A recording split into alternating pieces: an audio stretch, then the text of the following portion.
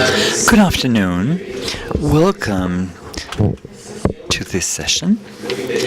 Today we have a very special session because this panel is being shared by extraordinary friends and colleagues, excellent colleagues of mine. The session today is titled, and this afternoon's session is, An Economic Network in North America. It is a piece of work carried out by my good friend Fidel Aroche and also my colleague Márquez, who are the authors of this piece of work. They will have half an hour approximately to present their paper.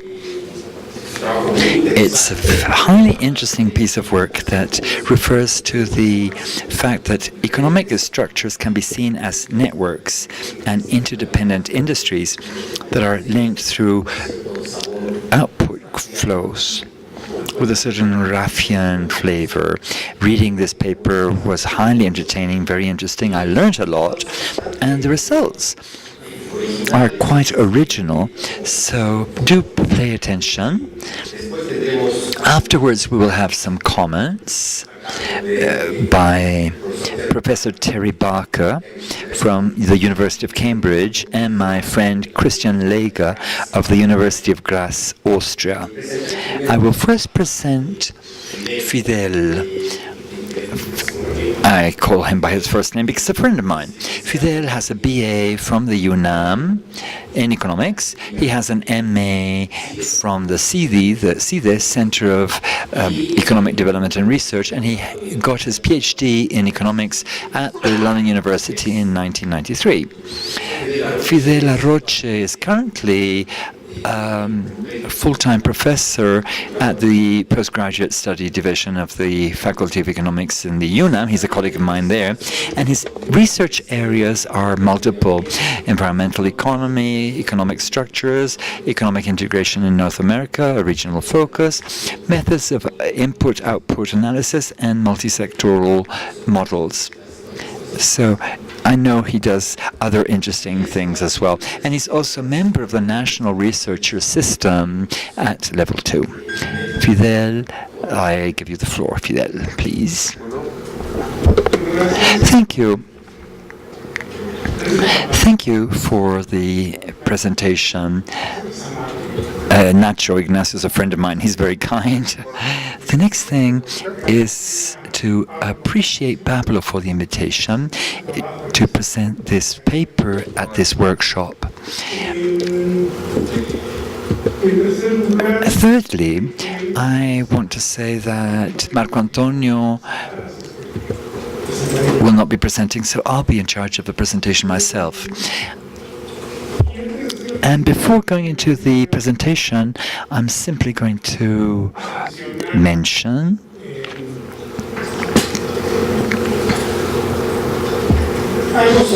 something about the previous panel, because towards the end, Professor Oosterhaven mentioned that the graphic qualitative methods have the great disadvantage of wasting a lot of information, or misusing information. I think so. I think that is a great disadvantage, that they waste a lot of information, they misuse a lot of, they waste a lot of information. But I think that any method, input-output method, that wants to present synthetic results, in the end, loses a lot of the wealth of the information that the table is presenting. And the advantage of these methods is that we can actually see in detail how the different sectors are interrelated. When I started to work on the table, I came across this great advantage in the qualitative methods that in those days were not called qualitative, and that, as far as I know, the French people started to work in this area in the 70s.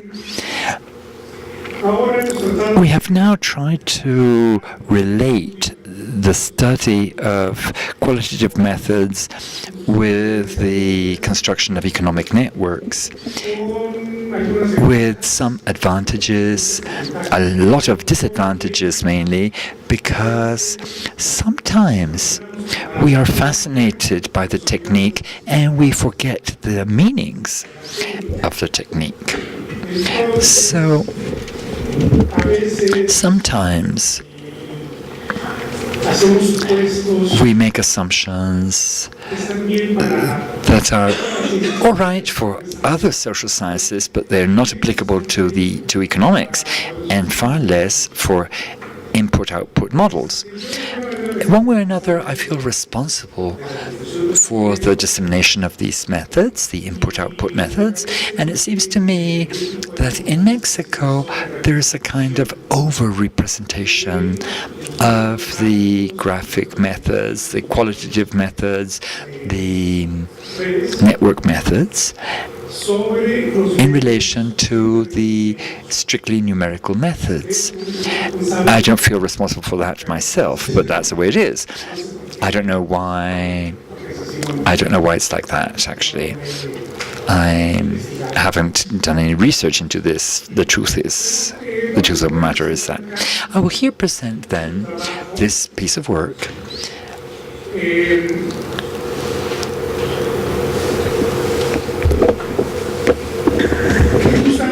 that precisely is an attempt to study the economic structure of North America using some assumptions of the network theory. I believe that these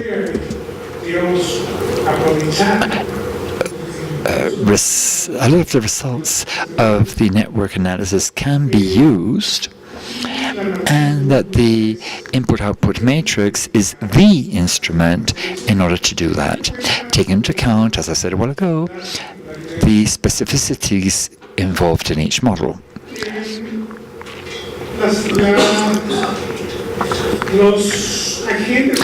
The network agents, of course, are going to be the different economic branches or sectors present within the economy, and the sectors are interrelated by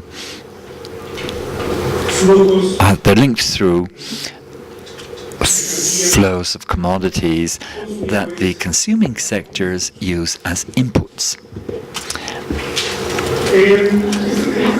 In this paper, the first thing we did was to build a trilateral North American I/O matrix, and after that we tried to identify the network in North America with a density measure as an indicator of the economic complexity, the complexity of the economies involved.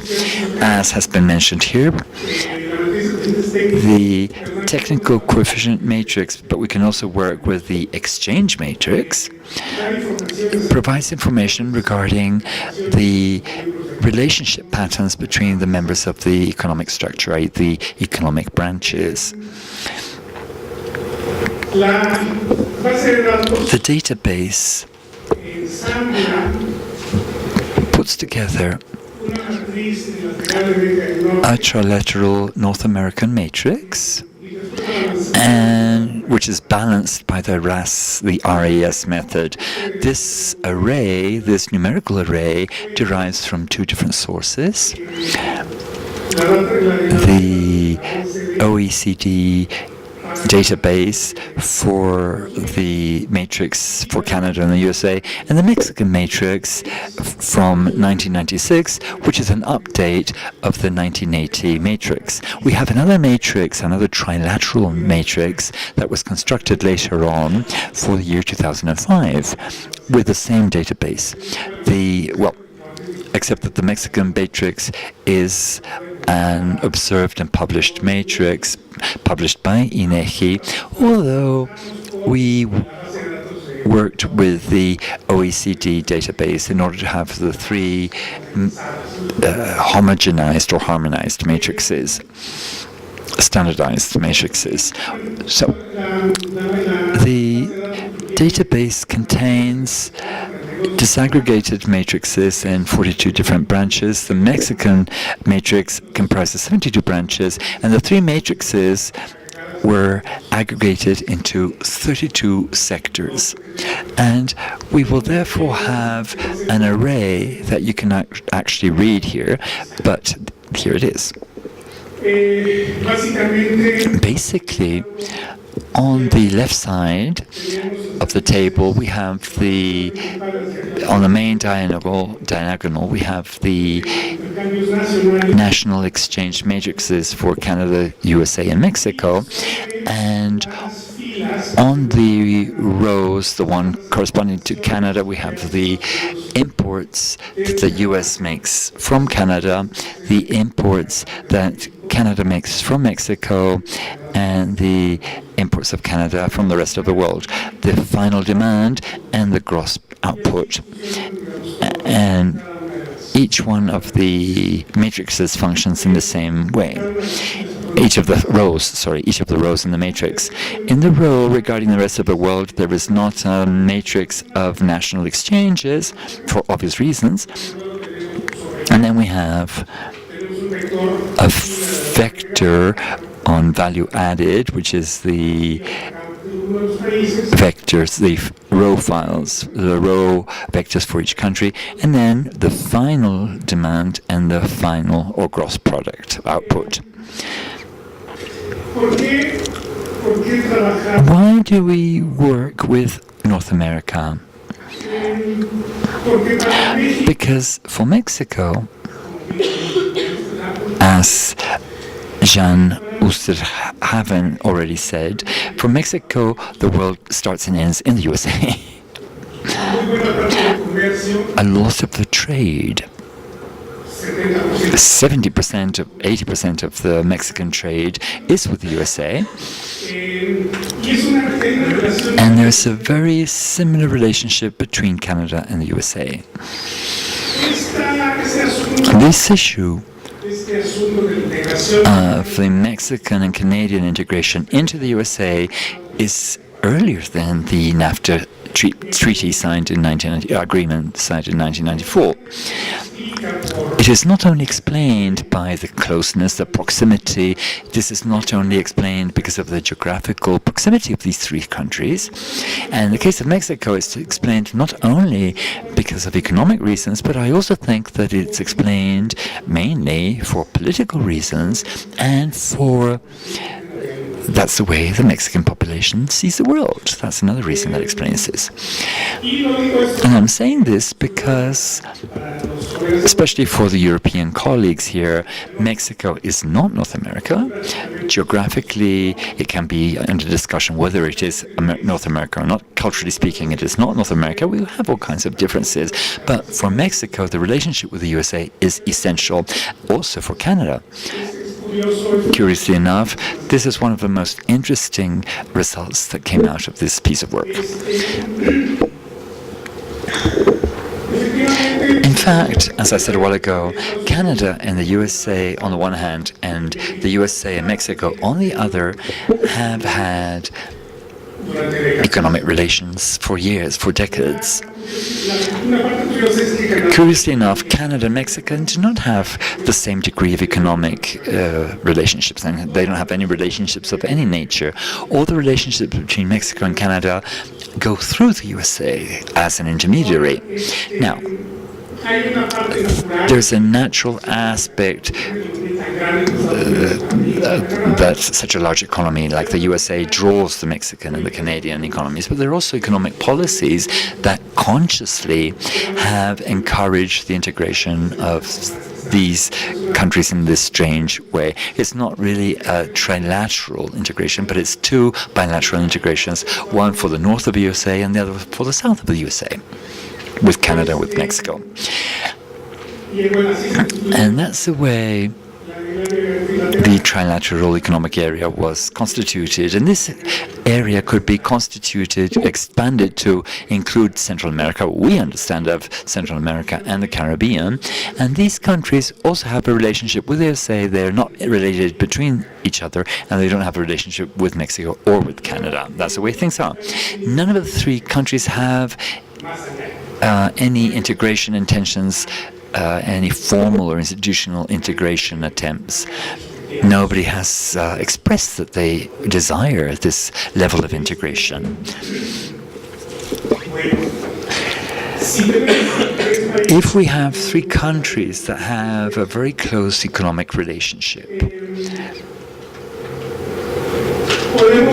we can, I believe, deal with North America as an economic space divided into three regions.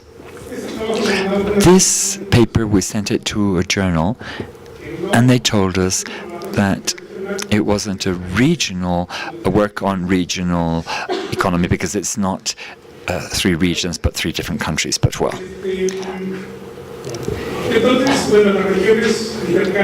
the regions exchange resources, and therefore they have an impact on each other. Economic theory in one region has an influence on the other regions because of the exchanges, the input exchanges that take place. So it's a regional model in growth, and it could be, growth can thus be reinforced from region to region. How did we transform the matrix into a graph? To start with, we do what Jan said a while ago, i.e., we place the matrix, the input-output matrix, and we place sectors like nodes of the graph, and the exchanges, the intermediary demands, we place them as arcs or edges of the graph. So it's a directed graph based on demand, a demand-based graph. The G matrix is going to be a directed digraph, a non-symmetrical digraph, a directed non-symmetrical digraph. In order to construct it, we can construct a matrix of W adjacencies. If sector I demands inputs from J, I is adjacent to J, and Wij equals 1. And therefore, we have a binary array. Now, if we do this for any matrix, we will have a graph that will be practically incomprehensible, because the number of relationships between the sectors is going to be extremely high. So usually what we have done, those of us that work in this side of the world, is to find a subset of connections between the sectors, intersectoral connections, in order to create a simpler, more useful graphic for analysis. Here, the proposal of this piece of research is to use important coefficients to construct this relevant substructure of the economy. The important coefficients, therefore, which is a numerical technique, has to do with the graph connectivity. The important coefficients are not coefficients that are large necessarily, but they are coefficients in which the economic sectors have a lot of direct and indirect relationships between each other. i.e., the importance of the coefficients is related to the number of paths between the sectors involved in this coefficient.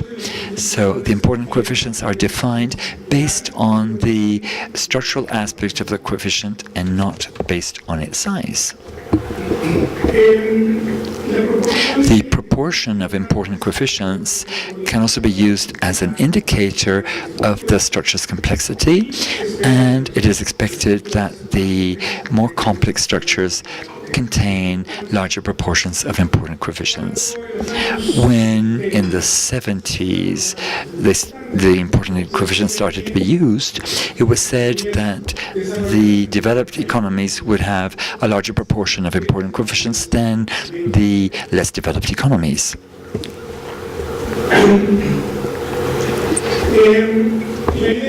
The idea is that if an important coefficient changes in terms of its size, then it will result in changes to the production level in at least a related sector, whether directly or indirectly. In view of the indirect liaisons or relationship between the sectors and each coefficient, the importance of the coefficient has to do with this variation of the output variations. And then the coefficients can be classified based on the potential change they cause in the output level in the different economic sectors. Density in a network, in the graph, is going to be related to the number of arcs connecting the graph nodes. Well, let me see. This is the result of the Canadian graph. This is the US graph, and this is the Mexican graph. As would be expected, the US graph is highly complex and dense than the other two. In this 32 times 32 vector matrix, there are 252 important, which is 23%. Most of them are located in the three internal exchange matrices. Only 39 coefficients appear in the exchange matrices in the three countries, which is a very small proportion of points of entry. So we have these three graphs again. And what can we say about these graphs?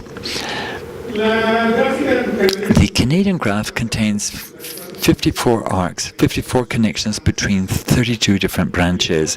The US graph has 138 arcs, and the Mexican graph has 61 arcs. There are 32 different sectors. The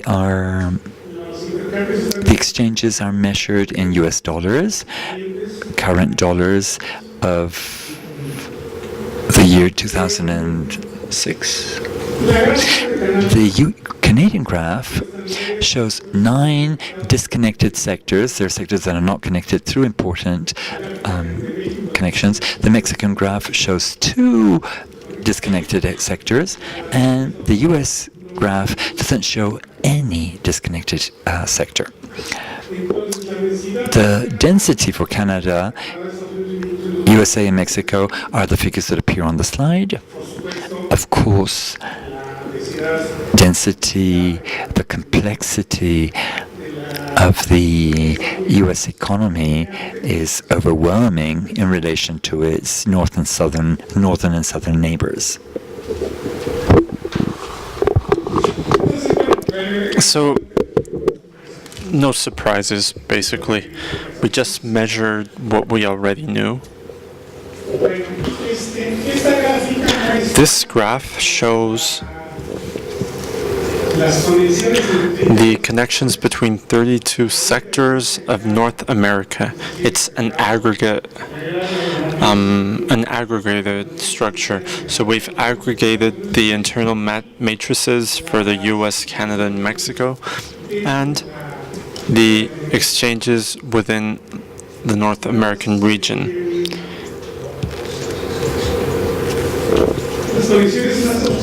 The darkest connections represent both-way connections, two-way connections. For example, agriculture and food production are two-way connections. In other words, sector one of the economy demands from the third sector, and the other one demands from the second one, and that doesn't appear in the U.S. economy. There's 145 arcs out of 1,024 coefficients, and the density is higher in North America than in any other country. So the graph is more complex than any country, but the differences between North America and the countries is not too high. Basically, that means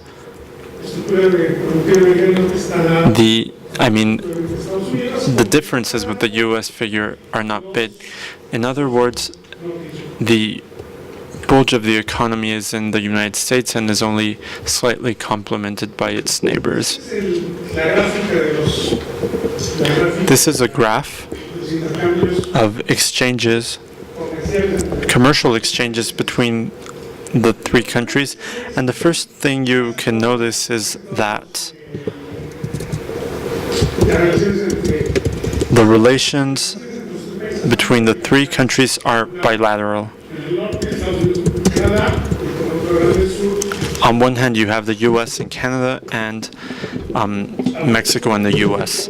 You only have one sector that has a direct exchange between Mexico and Canada, and that would be the transportation sector of the economy.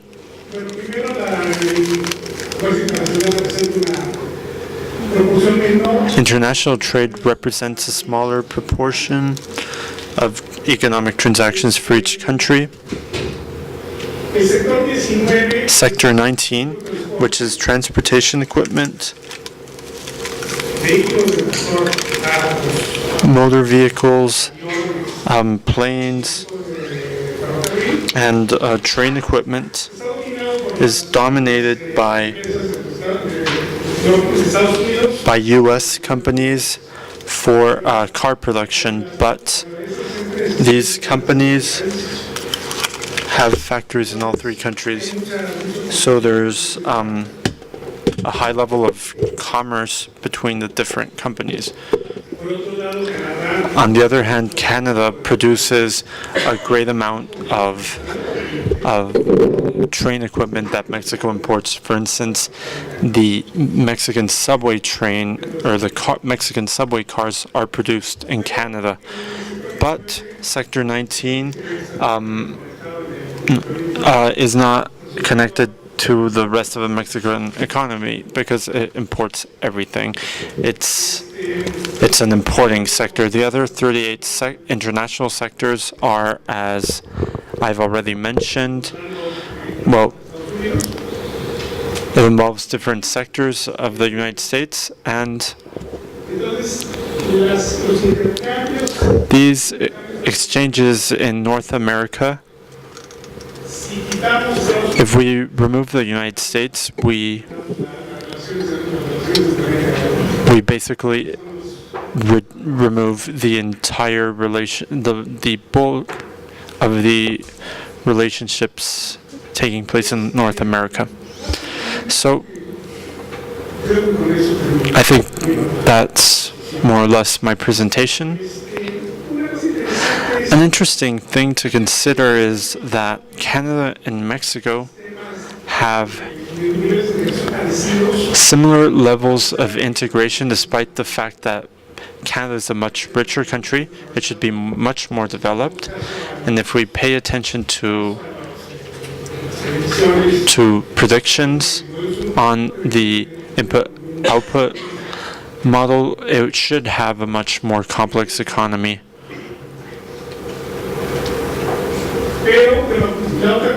But the other thing is that the Canadian structure is based on extraction. That can be seen on the graphs. And Mexico has a high manufacturing industry, but it's highly dependent on imports, and you can see this on the graphs, but we know this from other sources as well. So it would be important to ask ourselves if the benefits of building a single free trade area in North America are really equitable to all countries. That would be everything. Thank you.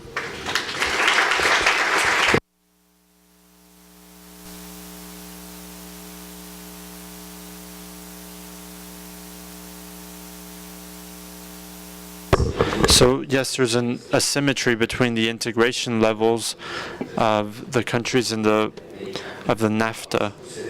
So now we'll proceed to comments. We have a little more than half an hour because Fidel took a bit less than he had. So we'll have comments now. Let's begin with Professor Terry Barker, who he has a very long CV, but Professor Terry Barker is an economist, and he's the director of the Cambridge Center for Climate Change Research, part of the Land Economy Department of Cambridge University. He's also part of the Tyner Center, and he's the chief of Cambridge Econometrics, a company he founded, and also a member of the Cambridge Trust for New Thinking in Economics, which is a charity that promotes new ways of focusing on economic problems. After obtaining his degree at the University of Edinburgh, Professor Barker worked as an officer of research at the Applied Economics Department of Cambridge University with Richard Storm, Nobel laureate in economics. The main line of research he developed during this time was the Cambridge Growth Project, a project to develop software for computers in order to build a computational model for the British economy.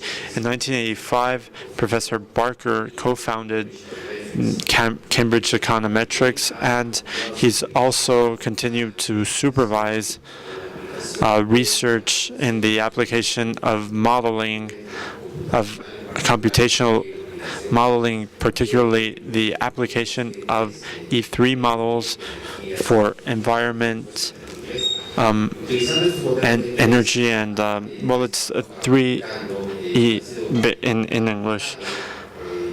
And he's used this for empirical analysis of international commerce theory and for mitigation policies for GHG emissions. During his research, he's also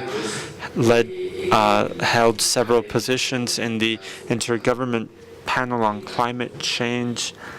And finally, I'd like to say that Professor Barker was mentioned by the IPCC when it received, together with Al Gore, the Nobel Prize for Peace in 2007. Professor Barker.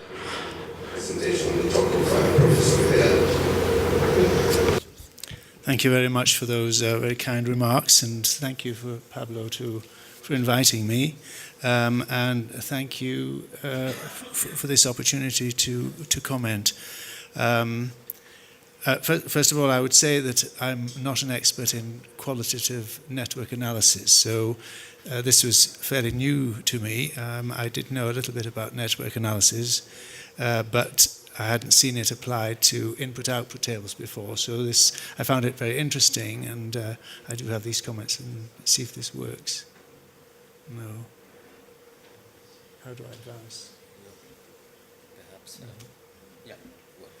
So I thought I'd start my remarks just by explaining to you how I understand the way economies develop, because what we're given here is a snapshot of an economic structure, mainly the industrial structure for North America. And the problem I have is interpreting the results that come out of this. What do these mean, and how should we see them in relation to the rest of the world and in relation to the development of these economies through time? And so these first three overheads explain this, and I'm starting off with the presupposition that the structure that we're looking at, this industrial structure, is geared to supplying consumption, consumer needs. And consumer needs are partly driven not just by the basic needs of food and shelter and heat, etc., but by a desire for novelty, for new things. And I think this desire for variety is very important in understanding growth and economic structure. On the other hand, when we look at production, supplying these needs and these novelties, production is derived from consumption, but it's also driven by economies of scale and specialization, and that has big effects on economic structure. And economic development comes from the increasing generalization of consumption and specialization of production, those two forces coming together to change and to economic structure, both the structure of, for example, the Mexican economy and the US economy, and of the global economy. And one outcome of this view is that trade should grow faster than output, because trade, international trade, and indeed national trade, brings about this generalization of consumption, the ability of trade to satisfy a great variety of wants, whereas production is more focused on getting economies of scale. And innovation in social institutions and technology facilitates this whole process. So if we can go to the next overhead.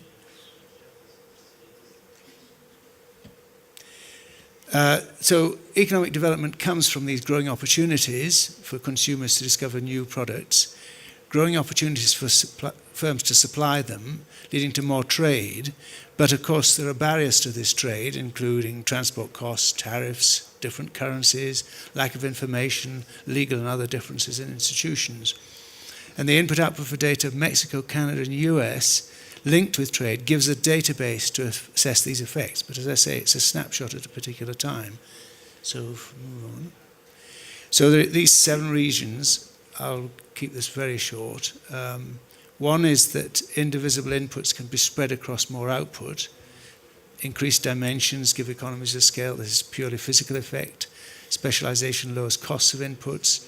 Massed resources also lowers costs of inputs. The larger the scale, the more specialized the organizations or organizational advantages. Learning by doing, that's an increase in the scale of learning, also lowers costs of production. And then further economies of scale derived from controls of the market. So the paper is going to use network theory on input-output tables to assess economic complexity. This is how I understood it. And I've divided my comments on the paper into these 4 different topics. I won't say very much about the third.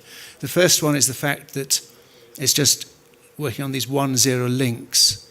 Secondly is the interconnectedness, and is this the same as Alan Young's roundaboutness, which is of course a key element of the theory I've just been talking about. What about the capital side, capital goods, construction for example? And then, are Canada and Mexico equally complex, but much less so compared to the USA? That's an interesting question which comes out of those density measures. And so I've tried to address that at the end. So moving on. So the use of these 1-0 links, I had a problem in this in the loss of information. Fidel's already talked about that, this loss of information, as all small paths of influence are discarded, and the size of but also the size of the national intra-industry coefficients ignored. And that could be quite interesting and important in looking at intra-industry flows. In other words, the flows going between establishments within the same industry in different parts of the location, different parts of the United States. That could be very, very important, and yet that's ignored in this. Then there's the problem of how to choose the important coefficients, and I think you can do something about this. You've mentioned several methods and criteria for choosing them. You've chosen one method. There are more methods in the literature. Obviously, you can explore other methods, see if they give the same results. But you could also look to see whether the change in your criteria, and this is hopefully fairly easy to do, also changes the results. Do you get different density measures if you move from 20% to 30% or down to 10%? The sensitivity analysis, which is often done when you're choosing a particular method and it's not obvious what it should be. I realize that you've chosen a method which is in the literature and you've chosen those numbers so you can at least compare with other studies. But it is useful to see what effect that makes. So if we move on. The next question is this issue of interconnectedness and roundaboutness. I think they are different. The intra-industry flows revealed by international trade are an aspect of roundaboutness. And in fact, of course, there is quite a literature on intra-industry trade, basically because it seemed to not be explicable in terms of the simple comparative advantage theory, and yet it is an extremely important component of trade and shows up very dramatically in input-output tables ever since they were first constructed. Now, in international trade arcs for the same industry are in effect intra-industry trade for North America. That's right. And so what you're getting there is, in fact, an explosion of that intra-industry trade, but it shows up because you've got the three basic regions of North America. And these are, in fact, about half of the total important arcs for both Canada and Mexico's inter-regional trades, so which I thought was quite an interesting outcome. Now, this is omitted from the national density measure, but it's apparent in these inter-country arcs. Now, economic size is apparently related to density. I think economic size is the key issue here, and this is why you're getting these differences between North America, Mexico, and the US, and particularly between North America and the US. So it's not really a surprise that North America should have more interconnectedness because it's obviously of a bigger size. So if we go on to the next overhead. So I don't have very much to say about the capital goods side, but clearly the investment side adds to complexity and is very important in terms of complexity over time, this link between the capital goods and the intermediate goods they provide. And so, and in effect, you're losing out some of that complexity, which is why construction isn't so key in the of course, construction is also very localized because of transport costs. So we move on to the final one. So some results which I thought were quite interesting. Canada and Mexico are much more open to international trade compared to the United States. I was a bit suspicious of that number for the United States. I looked at the World Bank data, and that gives US exports of 11% of GDP, so the 3% looks a bit low as a percent of gross output. I think you could look at that statistic to see where it comes from. And the fact that Canada and Mexico are much more dependent on trading with the USA than the USA with them is clearly explained by the relative sizes of the economies. And so we've come to the last two overheads. So key findings, I've just repeated the finding there.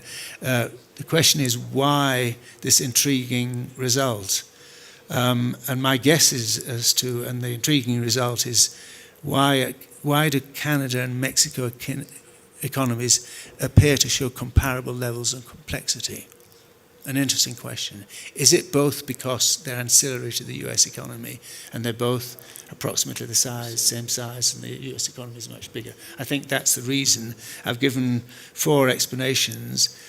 First to do is the transport system, mainly north-south transport links to the US, But of course, within the US, you've got north, south, and east, west, much more important.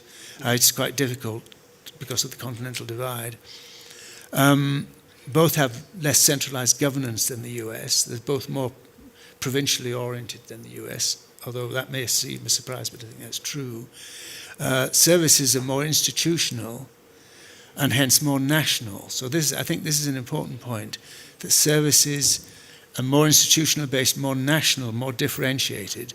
They require a higher size of national economy to gain more economies of specialization. And so that leads the US economy to have more specialized services, and I suspect that spreads into both Canada and Mexico, dependent on US services. For example, financial services, some of them. And then finally, Mexico's dual economy, the traditional industries remain less connected, I suspect. And then finally, the last overhead. I think this is one of the most interesting things I found from the paper, that interconnectedness, or density as you're measuring it, can be treated as a measure of complexity. There's only one at the macroeconomic level. I don't know others, but I'm sure there are others. One I mentioned is the share of intermediate demand in output. And the second finding is that the size of an economy, as well as its stage in development, is closely related to its interconnectedness. So you have small advanced city economies, Luxembourg, for example, might have very low densities, low interconnectedness, basically because they're buying nearly all their imports from elsewhere and exporting financial services and steel in the case of Luxembourg, but have very high incomes. Thank you very much. Thank you very much, Professor Barker, for your interesting Terry Barker for your very interesting observations. Surely they might be retrieved in the Q&A. We will now hear the comments by Professor Christian Lager. I have a summary here of his curriculum. I've known him for a long time, and I think here it says very little of what he has actually done. Christian Lager is professor of the Institute of Economics of the University of Graz in Austria. He has a master's degree in social economic science, among other things. And from 1985 to 1986, he was a consultant for the Austrian Institute for Economic Research and also for the United Nations for Industrial Development Organization. He was a research scholar at the International Institute for Applied Systems Analysis.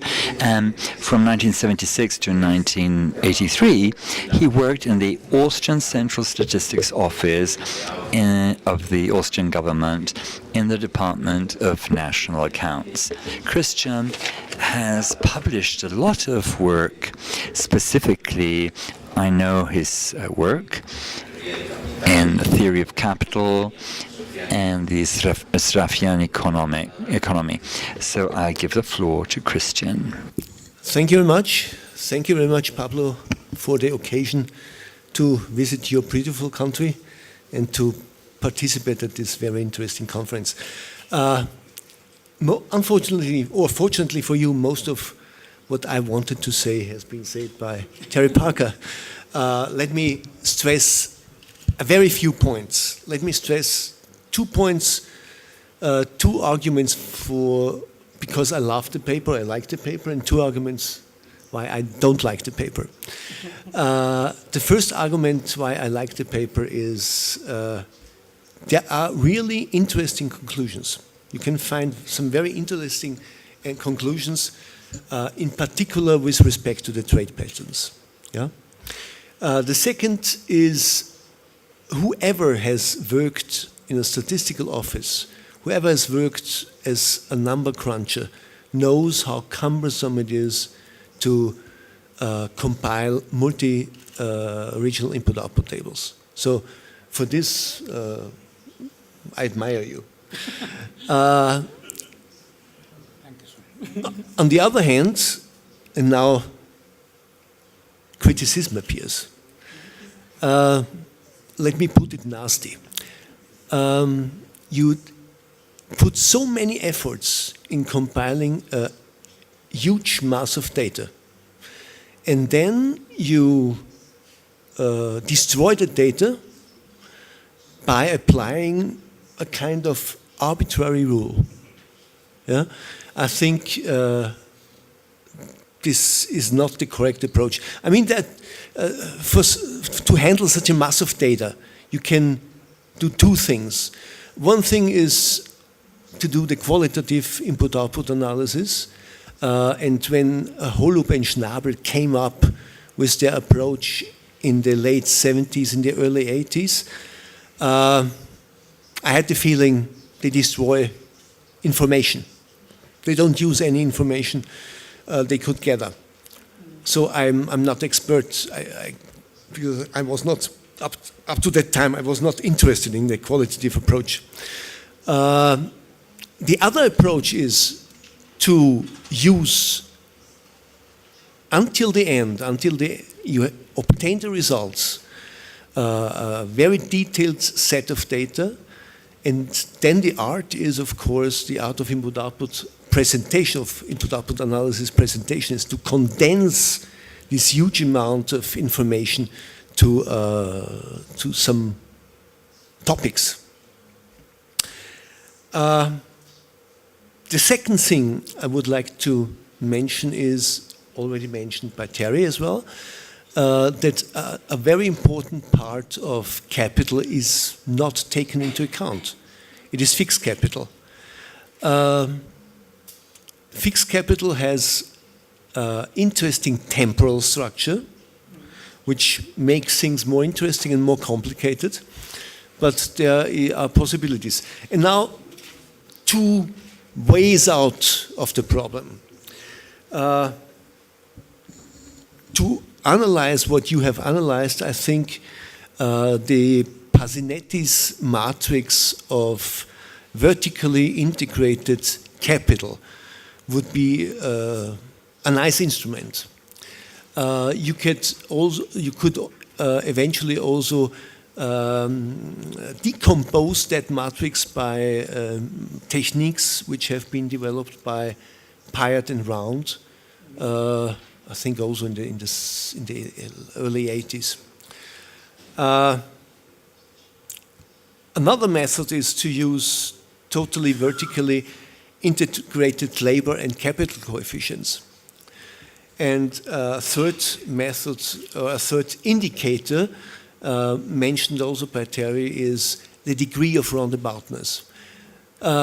Let me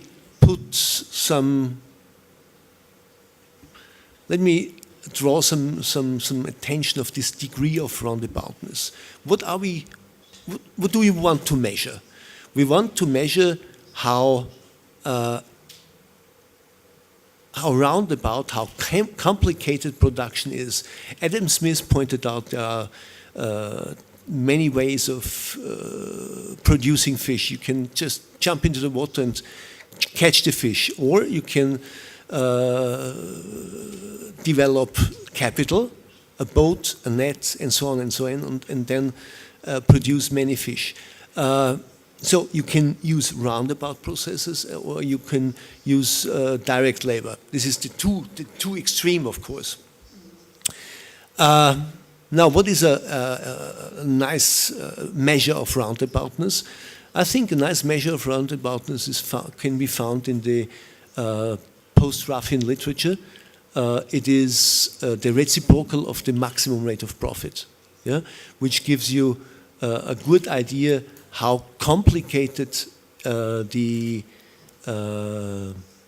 labor flows is to finally end up with production. The second thing which I have mentioned is a lack of fixed capital. Fixed capital does not make the majority of capital involved in production process usually, but it is significant. And good news, you can easily introduce it into this Ruffian, or into the Leontief framework, by using the concepts developed by the Neo-Austrian school, Hicks, by the post-Ruffian school, in particular Sheffold and Sheffold's center coefficients will enable to use circulating and fixed capital as you used circulating capital, as you used intermediate inputs you've done. I hope I could inspire you a little bit to improve things. Thank you. Gracias, Cristian. Thank you, Christian. Thank you very much, Christian. Well, the three presenters were very efficient in their use of time, so we have time for questions and answers, comments. Who wants to say something? We at least have 50 minutes more for questions and answers. Yes, in the back. Thank you, Fidel, for a nice paper. Just three comments. There are many more I'd like to make, but I don't want to monopolize. In your short slide, you mentioned something which contradicts other evidence, and that is studies of the impact of NAFTA in Canada have shown that the biggest impact has been on an increase in interprovincial trade. And so that is somewhat in conflict with your finding that that's not seeming to be happening. Secondly, I'm wondering whether you might want to exploit the ideas of the average propagation length notions. And in particular, I was thinking about what happened in 2001 when the U.S. closed its borders with both Canada and Mexico. Within one day, all automobile production ground to a halt. And so what you might want to think about doing is developing an algorithm that measures the average propagation length, but truncates it as soon as it crosses a country boundary.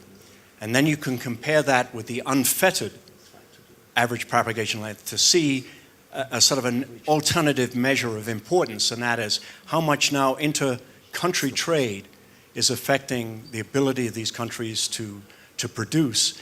They've become essentially much more integrated, but also much more vulnerable. And so notions of vulnerability might be important to link. And then the other one is a pure fantasy. You've spent all this time developing it, but I'm greedy. I would love you to do this for an earlier year so we could see some of the impacts of NAFTA. But maybe you can find some poor, unsuspecting PhD student to do it this time. Thank you. Thank you. Por aquí tenemos otra aquí adelante. Ya, please. Señor de azul, en medio. Gracias. Fidel, thanks for the presentation. When you showed your accounting scheme of the trilateral input-output table, it struck me that there was no import matrix for final demand. And so I wonder how you solve that. If you are guiding the imports of final goods through sectors, then you get a kind of a pollution of your intermediary and final outputs by imports. It's not just domestic supply, but it's also those imports from the rest of the world that are guided through those sectors. Okay. ¿Alguna pregunta más? Any other questions? ¿Nuestro comentario, pregunta? Over here. Thank you very much. In the back part of the room, there's a lot of young people, and those of you that are visiting us here are very important figures in the literature, and what you say will have a very deep impact on them. But I want to make a small clarification regarding the network theory applied to the input-output analysis. I know that binarizing the analysis, that's the network theory of the 80s, so to say.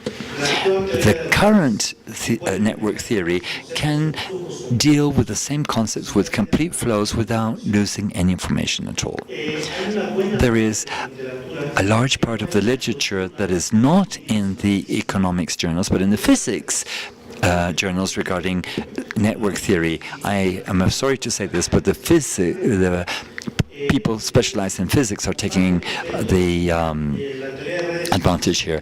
The network theory is more intuitive because it's relational statistics intrinsically. The work that is done in input-output with matrix algebra for teaching purposes, it's very important to introduce, as of now, the network theory as a tool to teach young people. However, it is not a provisional instrument. It has more derivations than the ones that have been mentioned here in this panel, and I insist you can currently touch on graphs, directed graphs, without binarizing anything.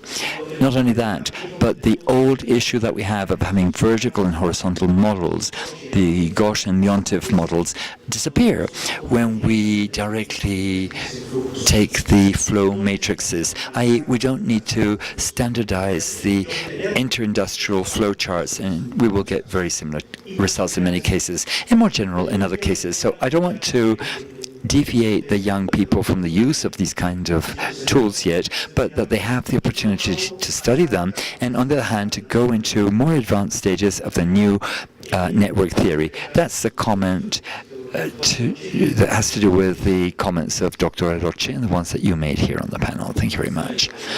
If there's still another question or comment, we can take it. Yes, I want to follow up on that last comment and point out that my colleagues and I are also doing a lot of network analysis these days based on Markov chain analysis, which is not from the physics literature, but from the applied mathematics literature. And I point this out for a couple of reasons. And one is that we are asking somewhat different questions that you might find interesting to look at, and using different kinds of computations. But the other reason is that this ties in with the session on the bibliometric analysis, because our work with networks we've published in the Journal of Industrial Ecology, which probably did not come to the attention of the bibliometric analysis because it's not basically an economic journal. And so there's the issue of, in trying to promote more international visibility and publication, is there to be an emphasis or even an exclusive emphasis on economic journals in order to get impact factors that satisfy people who look for things like that? Or is it a matter of getting ideas out and getting new ideas in from journals that are not necessarily exclusive economics journals? Thank you very much.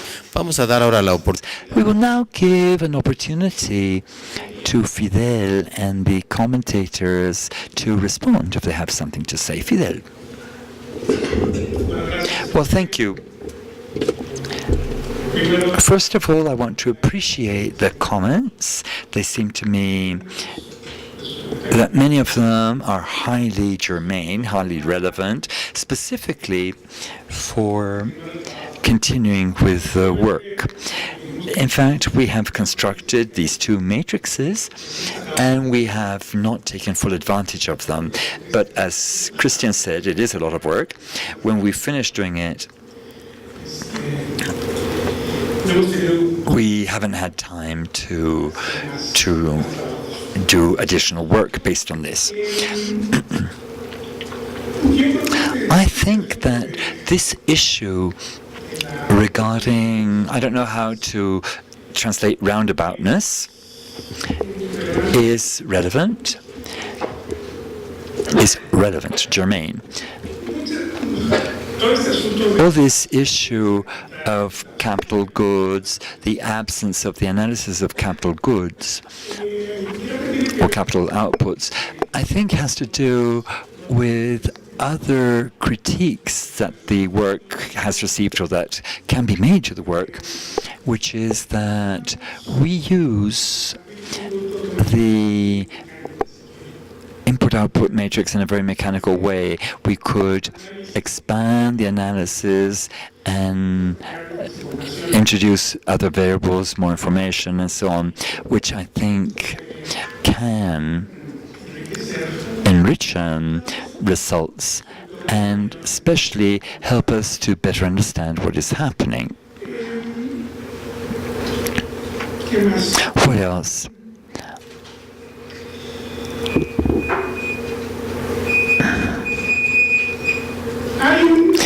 There is a a widely extended hypothesis in the literature, the import-output literature, that Lantiev placed it in 72, I think, that says that developed economies have more complex productive structures.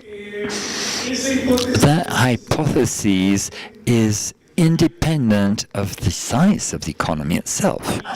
And in order for it to be independent from the size of the economy, they work on the technical coefficient matrix. I'm not quite sure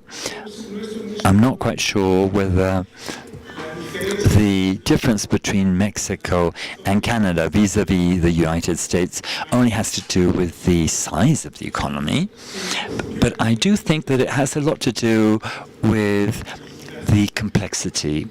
The U.S. economy is an economy, for example, that doesn't depend highly on imports because it produces basically everything that it needs. Of course, that has been changing in the last few years, but it is basically an economy that, in comparison to other economies, is a much more closed economy, is a much more autarkic economy. Perhaps we should have done an additional test regarding our density measures, having to do more with complexity and less with size. Another problem we have in North America is the difference in size. Obviously, the U.S. economy is gigantic in relation to the economies of its two partners, bordering partners. If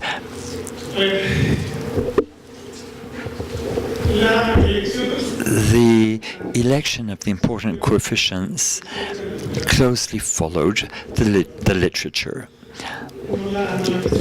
We didn't question the way in which the important issues are drawn. And we have done tests in other papers. We've carried out tests whereby changing the election criteria or changing the sensitivity index, the size of the sensibility, we come across different structures. We find different structures. These are structures, the structures that are estimated in this way are very sensible, are highly sensible to the size of the filter, so to speak, as used to be expressed earlier on in the past. I think that we have to reflect more deeply around many of the criticisms and commentaries that we have received. I don't know, but perhaps that's what I can say so far about all this. Thank you very much.